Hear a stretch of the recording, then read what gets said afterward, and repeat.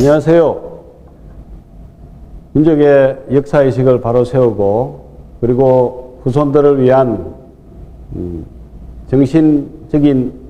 교훈을 남기면서 통일의 기초를 마련하기 위한 개념 있는 역사 교육을 하고 있는 조경래 작가입니다. 오늘은 그 두 번째 시간으로 우리 지난번에 민족의 기원과 역사에 어떤 관련되는 기본적인 체계로서 조선과 고려 그리고 전국시대로 재편시키는 어떤 역사 교육을 해야 된다라고 하는 말씀을 드린 바가 있습니다만은 오늘은 우리 실제로 민족 독립운동사에 있어서도 우리가 지금 현재 좌우로 나뉘고 또 이념에 따라서 서로 평가들이 굉장히 극단을 치닫고 있는데 이런 부분들은 사실은 후손들에 대한 어떤 교육이라든지 나중에 통일하는 과정에서도 결코 바람직스럽지 못하다라는 차원에서 우리 한국의 어떤 독립운동사를 특히 일제로부터 우리가 독립을 하기 위해서 고난과 역경을 겪었던 그 부분들을 저는 독립운동연합사의 어떤 차원에서 이 부분을 새롭게 평가하고 설명하고자 합니다. 기본적으로 독립이라고 하는 부분은 조선이라는 나라가 일본에 의해서 사실은 강제 합병됨으로써 나라가 망했습니다. 그러면 우리가 독립을 할 때 과연 어떠한 나라로 갈 것인가 그리고 어떠한 힘으로 독립할 것인가 이 부분에 대해서 많은 고민이 있었어야 할 줄로 압니다. 다만 지금까지 알려진 바로는 다시 조선으로 회복이다 라고 해서 독립운동을 했던 사람은 거의 없었던 것 같습니다. 다만 이제 조선의 어떤 그 소멸 내지는 패망을 인정하고 그러면 실제로 서구 문물에 의해 가지고 어떤 민주주의 체제라든지 어떤 민중에 대한 어떤 체제를 지향하는 그러한 형태의 독립이다라고 했던 부분, 이 부분은 뭐 사실은 지금 그렇게 강조되고 있지는 않습니다만은 사실은 그 부분이 굉장히 중요했던 부분이라고 생각됩니다. 그래서 그 부분을 가지고 사실은 노선 싸움을 했기 때문에 여러 파벌이 나뉘었었다고 봐야 됩니다. 그래서 실제로 그 과정을 우리가 한번 지켜보자면 실제로 크게 독립운동은 가장 기본적으로 일본에 대한 무장투쟁을 가장 역점 사업을 했었던 겁니다. 그리고 그 무장투쟁의 결과로서 우리가 그러면 수립해야 될 국가체제는 사실은 민주주의 체제를 지향했다라는 부분은 우리가 명확히 해야 될 줄로 알고 있습니다. 그 과정이 실질적으로 이제 신민회와 신흥무관학교 그리고 대한의열단, 동북항일연군, 한국강복군 이런 체계로 들어가면서 저희가 알고 있는 실제로 임시정부도 대한강복군 정부가 있었고 상해 임시정부가 있었습니다. 실제로 블라디보스톡을 위시로 해서 1914년에 정부가 먼저 수립이 됐고 상해 임시정부는 1919년에 수립이 됐었습니다. 그러면 이러한 행태들을 우리가 여기에서 특정한 어떤 정부나 특정한 여기에 어떤 이 항일 단체만 우리가 강조하고 다른 부분들을 만약에 배제해 버린다고 하면 실질적인 그 당시에 항일을 통해서 그리고 민족의 독립을 되찾고자 노력했던 우리 선조들,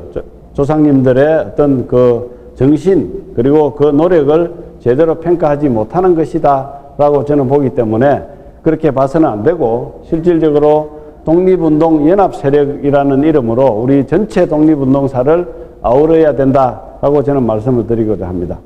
실제로 이제 신민회에 대해서 먼저 말씀을 드리면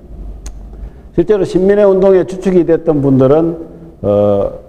기독교, 개신교를 위주로 하신 분들이었습니다. 그리고 그분들이 실제로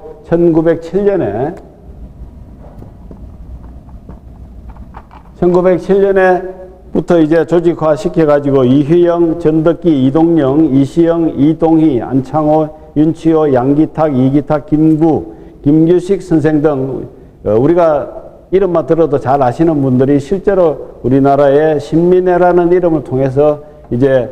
국군을 되찾겠다라는 운동을 하고 거기에서도 방침을 무력투쟁에 의해서 조국의 회복이라는 것을 분명히 합니다. 그러한 어떤 그 방침에 의해 가지고 사실은 이 신흥무관학교가 1911년 6월 10일자로 신흥강습소라는 이름으로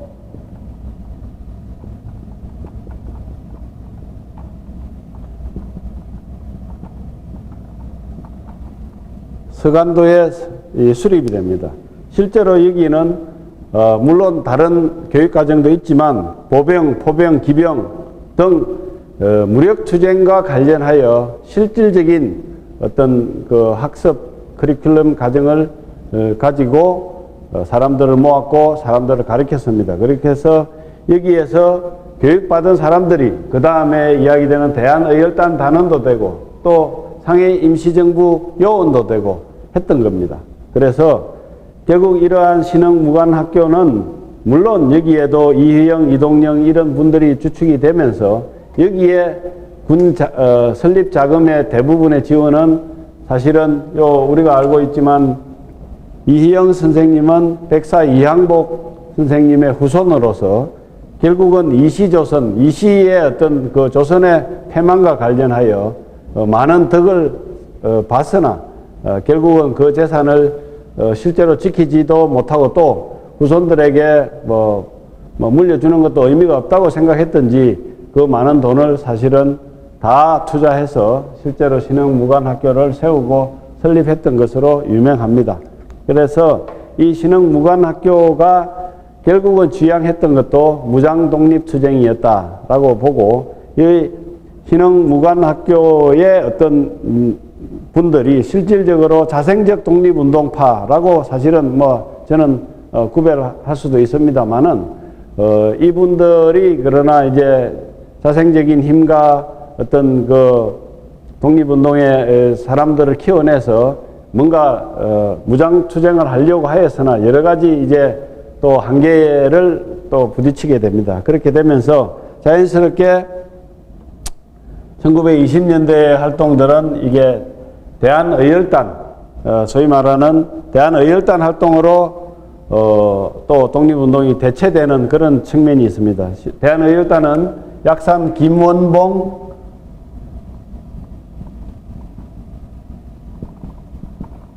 선생이 주축이 되고 실제로 신흥무관학교 출신들이 주축이 돼서 실질적인 게릴라전 그리고 테러라기보다는 요인 암살 파괴를 위주로 왜냐하면 실제로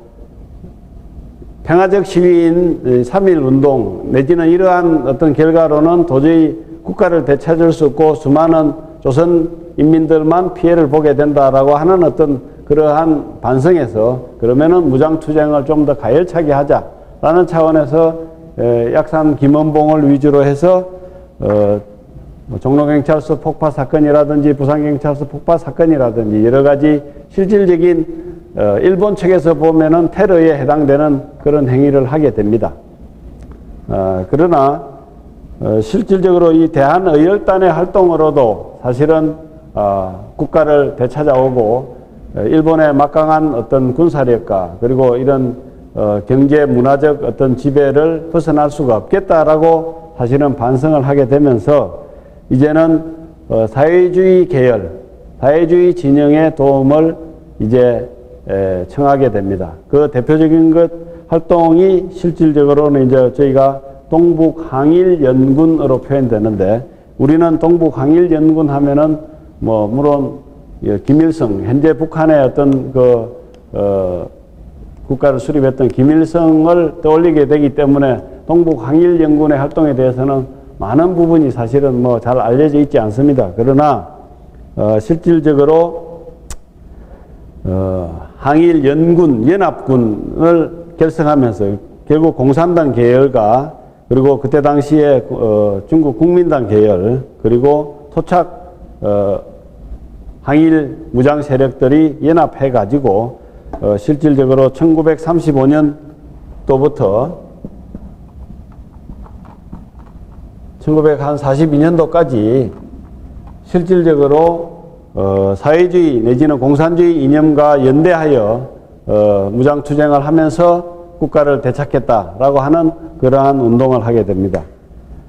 자, 그러면서 마지막에 결국은 이제 상해 임시정부에서 이러한 모든 여러 가지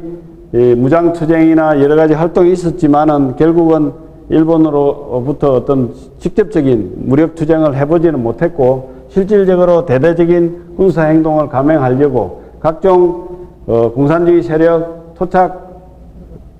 무장독립 세력 내지는 심지어는 미국의 힘까지 업어서 마지막으로 한국 광복군을 만들어서 물론 이 한국 광복군의 기본적인 체계는 상해 임시정부가 사실은 그거를 주도하게 됩니다만은 실질적으로 또 한국 광복군이라고 하는 어떤 군사적 시스템을 통해서 우리나라를 되찾으려고 노력하는 그러한 과정을 밟게 됩니다. 자, 저는 오늘 무슨 이야기를 드리고 싶으냐 하면 실질적으로 이 모든 세력이 어떻게 보면은 우리 독립운동의 세력이었고 또 우리가 중요하게 다루어져야 할 부분이라고 생각합니다. 심지어 최근에 우리 약산 김원봉 선생의 어떤 업적을 문재인 대통령이 언급했다고 해서 우리 좌우 내지는 국회 여야가 난리법석을 쳤습니다만은 사실은 그런 부분도 제가 이야기하는 이 독립운동 세력을 우리가 독립운동 연합체로서 파악하고 바라보게 된다면 그런 야단법석을 도저히 일어날 이유도 없고 또 일어나서도 안 된다고 봅니다. 그래서 결론은 뭐였느냐 하면 결국은 이 항일 그리고 국가를 되찾겠다고 하는 어떤 일념 하에 사실은 일관되게 무장투쟁을 수립을 해왔고 또 무장투쟁을 수립한 결과로서 우리가 물론 직접적인 전투에 교전하지 않았습니다만은 결국 우리나라를 되찾게 됐다 하는 이런 측면을 말씀드립니다. 그리고 광복이라고 하는 표현에 대해서 마지막으로 한 말씀 드리자고 하면 실제로 우리 역사책이나 이런 데에서 광복이라고 표현되는 부분은 굉장히 애매하고 사실은 좀 개념이 현실성을 좀 계려됐다라고 저는 보고 있습니다. 실제로 아까 제가 말씀드린 대로 독립이라고 한다면 우리가 어떠한 행태로 독립을 하고 독립을 해서 국가체제는 어떻게 세우고 그 다음에 어떠한 행태로 예를 들어서 백성들, 국민들에게 내지는 민중들에게 보답하겠다라고 하는 정확한 어떤 시스템이 있었어야 됨에도 불구하고 그런 것도 사실은 부족했습니다. 물론 부족했기 때문에 중간에 가다가 사회주의, 공산주의에도 사실은 기대어 보기도 했고 여러 가지 이제 어떤 민족 자주 노선도 있었고 했습니다만은 그러한 부분들이 사실은 통일이 되지 않았기 때문에 결국은 해방 이후에 극심한 좌우 분열과 결국은 동족 상전이라고 하는 전쟁의 결과를 가져오게 됐다라고 하는 말씀도 드리고 다만 우리가 이제 광복이라는 표현 대신에 독립이라고 하는 단어로 분명하게 표현해야 되겠다. 광복이라고 하는 것은 말 그대로 어둠에서 빛을 찾는다고 하는데 빛을 찾아서 어떻게 하겠다 하는 부분에 대한 이야기가 사실은 애매하기 때문에 저는 광복절이라는 표현 대신에 독립절 내지는 성전 기념일 이렇게 서로가 표현되어야 되는 것이 맞다라고 말씀드리면서 우리 좌우 내지는 지금 남북한이 우리나라의 독립운동사를 서로 다르게 보고 다르게 해석하는 지금의 행태는 바람직하지 못하다. 따라서 제가 이 말씀드린 대로 독립운동 연합 세력으로 평가하고 신민회와 신흥무관학교 대한의열단 동북항일연군 그리고 한국광복군을 하나의 시스템과 하나의 체계로 우리가 보고 이해하는 것이 절대적으로 필요하다 하는 이런 말씀을 드리면서 오늘 2강의 강의를 마치도록 하겠습니다. 감사합니다.